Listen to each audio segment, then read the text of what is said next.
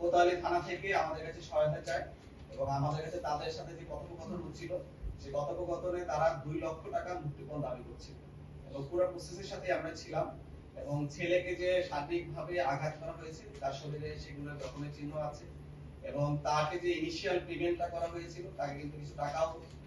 আসামিকে আমি বলবো যে ভিকটিমের পক্ষ থেকে এই যে আব্দুল্লাহ মুদ্দুসার পক্ষ থেকে বা তাকে উদ্ধারের জন্য কিছু টাকাও পেমেন্ট করেছিল।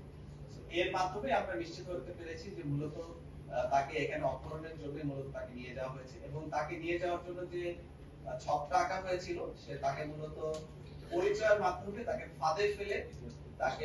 প্রথমে একটি জায়গায় দেখা করে তার পরবর্তীতে আরেকটু তার বিশ্বস্ততা অর্জন করার মাধ্যমে তাকে পরবর্তীতে আরো একটা জায়গায় নিয়ে যায়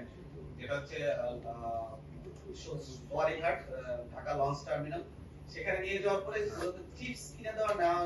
যাওয়ার কথা বলে তাকে ছেলেটাকে মার কাছ থেকে আলাদা করে নিয়ে যাওয়ার পরে তাকে বাসে করে তাকে সরাসরি নিয়ে যায় হচ্ছে মঠবাড়িয়া, মানে লঞ্চ ঘাট থেকে লঞ্চ টার্মিনাল থেকে বের হয়ে তাকে মূলত মঠবাড়িতে নিয়ে যাবো, সেখানে তাকে আটকে রাখে। তো বাচ্চাটাকে যখন সেখানে আটকে রাখে তাকে ঘুমের ওষুধ খাওয়ানোর মাধ্যমে তাকে মূলত সেখানে আটকে রাখা হয় এবং সে যখন ঘুম থেকে উঠতো সে যদি আবার ওষুধ খেতে যদি না চাইতো তখন তাকে মারধর করা এবং এই বাচ্চার মুখে স্বীকারোক্তি, তার মায়ের দা স্বীকারোক্তি, মোবাইল কনভারসেশন, তারপর হচ্ছে যে অর্থের লেনদেনের হিসাব এবং